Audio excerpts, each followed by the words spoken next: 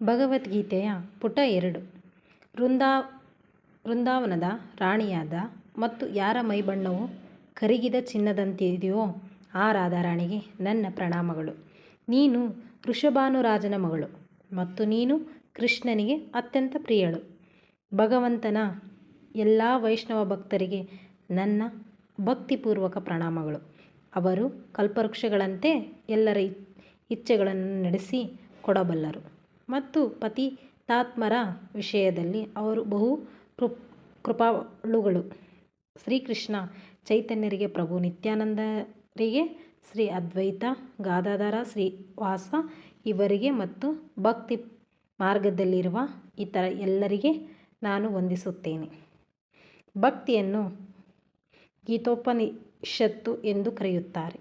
ಇದು ವೈದಿಕ ಜ್ಞಾನದ ಸಾರ ಮತ್ತು ವೈದಿಕ ಸಾಹಿತ್ಯದ ಅತ್ಯಂತ ಮುಖ್ಯವಾದ ಉಪನಿಷತ್ತುಗಳಲ್ಲಿ ಒಂದು. ಇಂಗ್ಲಿಷ್ನಲ್ಲಿ ಭಗವದ್ಗೀತೆಗೆ ಹಲವು ವ್ಯಾಖ್ಯಾನಗಳಿವೆ. ಇನ್ನೊಂದು ವ್ಯಾಖ್ಯಾನದ ಅಗತ್ಯವೇನು ಎಂದು ಪ್ರಶ್ನೆ ಮಾಡಬಹುದು. ಈ ಆವೃತ್ತಿಗೆ ಈ ಕೆಳಗಿನಂತೆ ವಿವರಣೆಯನ್ನು ಕೊಡಬಹುದು. ಇತ್ತೀಚೆಗೆ ಅಮೆರಿಕದ ಮಹಿಳೆಯೊಬ್ಬರು ಭಗವದ್ಗೀತೆಯ ಒಂದು ಇಂಗ್ಲಿಷ್ ಅನುವಾದವನ್ನು ಶಿಫಾರಸು ಮಾಡಿ ಎಂದು ನನಗೆ ಕೇಳಿದರು.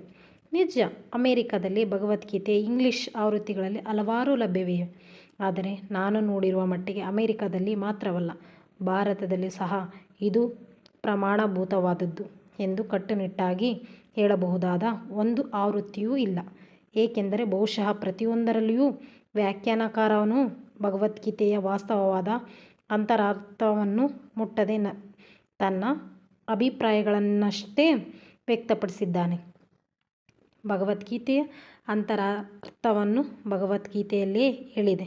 ಅದು ಹೀಗಿದೆ: ನಾವು ಒಂದು ಔಷಧವನ್ನು ಸೇವಿಸಲು ಬಯಸಿದರೆ ಸೀಸೆಯ ಮೇಲೆ ಬರೆದಿರುವ ಸೂಚನೆಗಳನ್ನು ಪಾಲಿಸಬೇಕು.